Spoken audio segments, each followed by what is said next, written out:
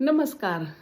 क्या आपने कभी सोचा है कि हिंदी लेफ्ट टू राइट क्यों लिखी जाती है और उर्दू राइट टू लेफ्ट क्यों लिखी जाती है?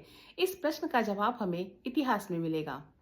जो भी भाषाएं जैसे संस्कृत, इंग्लिश आदि ये शुरू से ही पेपर पर लिखी जाती हैं और इन्हें लिखने वाले अधिकतर लोग राइट हैंडेड होते थे। इसलिए वे लेफ्ट टू राइट लिखते थे। अगर वे इसे राइट टू लेफ्ट लिखने का प्रयास करते तो लिखते समय लिखा हुआ यहाँ से मिटने का खतरा रहता था। इसलिए इन्हें लेफ्ट टू राइट लिखा जाता था। दूसरी तरफ वे भाषाएं जो पत्थर पर कर्व की जाती थी जैसे अरेबिक, हेब्रिब आदि, इन्हें राइट टू लेफ्ट लिखा जाता था, क्योंकि अगर इन्हें लेफ्ट टू राइट लिखा जाता तो छेनी से वार करते समय चोट खाने का डर रहता था और वैसी गुणवत्ता भी नहीं आ पाती थी। इसलिए इन्हें राइट टू लेफ्ट लिखा जाता था।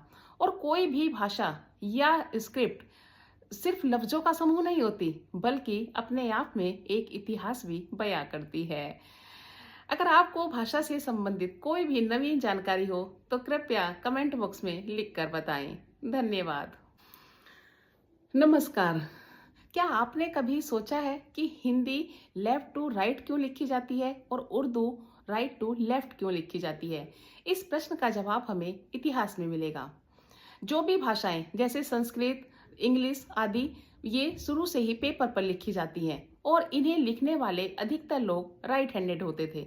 इसलिए वे लेफ्ट टू राइट लिखते थे। अगर वे इसे राइट टू लेफ्ट लिखने का प्रयास करते तो लिखते समय लिखा हुआ यहाँ से मिटने का खतरा रहता था। इसलिए इन्हें लेफ्ट टू राइट लिखा जाता था। दूसरी तरफ वे भाषाएं जो पत्थर पर कर्व की जाती थी जैसे अरेबिक, हेब्रिब आदि, इन्हें राइट टू लेफ्ट लिखा जाता था, क्योंकि अगर इन्हें लेफ्ट टू राइट लिखा जाता तो छेनी से वार करते समय चोट खाने का डर रहता था और वैसी गुणवत्ता भी नहीं आ पाती थी। इसलिए इन्हें राइट टू लेफ्ट लिखा जाता था।